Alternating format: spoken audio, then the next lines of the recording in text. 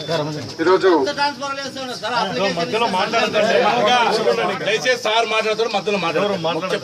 గుమ్మగట్ట మండలంలో ప్రజా సమస్యలపైన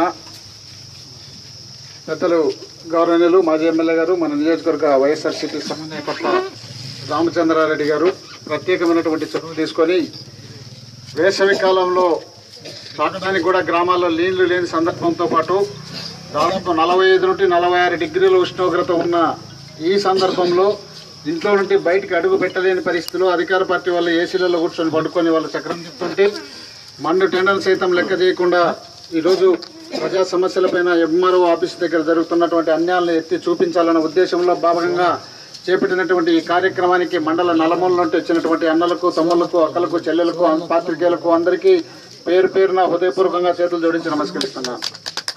ముఖ్యంగా రెవెన్యూ ఆఫీసర్ గారి గురించి చాలా మంది చాలా రకాలుగా చెప్పడం జరిగింది, మంచి చెప్పడం జరిగింది, చెడు చెప్పడం జరిగింది. కానీ ఇక్కడ జరుగుతున్న పరిస్థితి ఏంటంటే తెలుగుదేశం పార్టీ అంటే టీడీపీ, టీ అంటే తినండి, డి అంటే దోచుకోండి, పి అంటే ప్రజల సొమ్మును, టీడీపీ అనే పేరు వాళ్ళు పెట్టుకున్నారు కాబట్టి ప్రజల సొమ్మును దోచుకొని తినడానికే ఇప్పుడు రామచంద్రారెడ్డి గారు చెప్పినట్టు ఏజెంట్లను పెట్టుకున్నారు, జన్మభూమి కమిటీ మెంబర్లని. గ్రామస్థాయి నుండి ప్రజలను ఏ విధంగా దోచుకోవాలి అంటే ఈ గ్రామస్థాయి కమిటీల ద్వారా ప్రజలను దోచుకోవచ్చు అనే ఉద్దేశంలో భాగంగానే ఈ ఏజెంట్లను పెట్టుకున్నారు.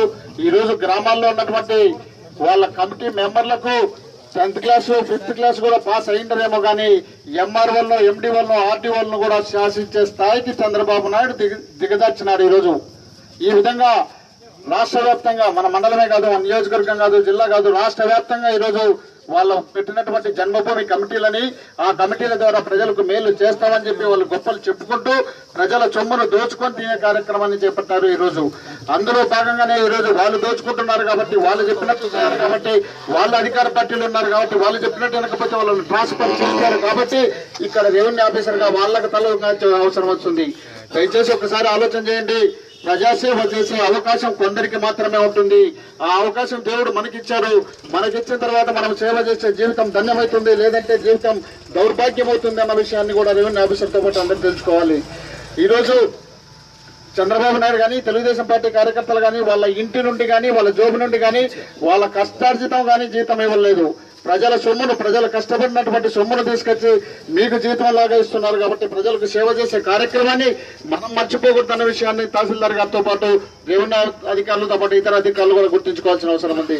ఈరోజు తెలుగుదేశం పార్టీ చేస్తున్న అరాచకాలు, అక్రమాలు, అన్యాయాలు చూస్తుంటే గ్రామాల్లో ఈరోజు ఎప్పుడు ఈ తెలుగుదేశం పార్టీ పడిపోతుందా, ఎప్పుడు తెలుగుదేశం పార్టీ పడిపోయి జగన్మోహన్ రెడ్డి ముఖ్యమంత్రి అవుతాడనే విధంగా ఉన్నప్పుడు ప్రజల అభిప్రాయం పూర్తి స్థాయిలో తెలుగుదేశం పార్టీకి వ్యతిరేకంగా ఉందని తెలుసుకున్న తర్వాత ఏదో విధంగా వాళ్ళను మార్చాలనే ఉద్దేశంలో భాగంగానే చంద్రబాబు నాయుడు ఎమ్మెల్యేలను కోట్లు పెట్టి కొనేసి చంద్రబాబు నాయుడు బాగా చేస్తున్నాడని చెప్పించుకోవడం కోసం జగన్మోహన్ రెడ్డి దగ్గర నుండి ఎమ్మెల్యేలు కొనే కార్యక్రమాన్ని చేపట్టి కోట్లాది రూపాయలు ప్రజల సొమ్మును దోపిడీ చేసి కేవలం అమరావతి అమరావతి అమరావతి అనే నినాదంతో తప్ప ఏ ఒక్క ప్రజలకు సంబంధించినటువంటి మేలు చేసినటువంటి సందర్భాలు ఎక్కడా కనిపించాల. మనందరం చూసాం. రైతులకు ఖచ్చితంగా నేను అందరికీ రుణమాఫీ చేస్తానని ఊపుకుతోన్న ఉపన్యాసం ఇచ్చిన సందర్భాలు మనందరం చూశాం. ఏ ఒక్కరికి కూడా 5,000 నుండి 10,000 పోయిన సందర్భాలు లేవు.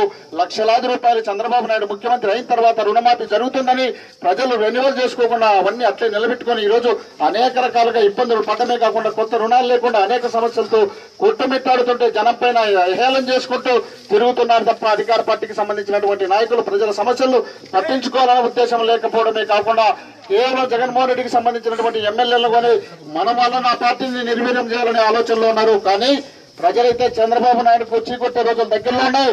వైఎస్ జగన్మోహన్ రెడ్డి నాయకత్వం కావాలని ఈ రాష్ట్ర ప్రజలు ముక్కసూటిగా ప్రతి ఒక్కరూ కోరుకుంటున్నారు.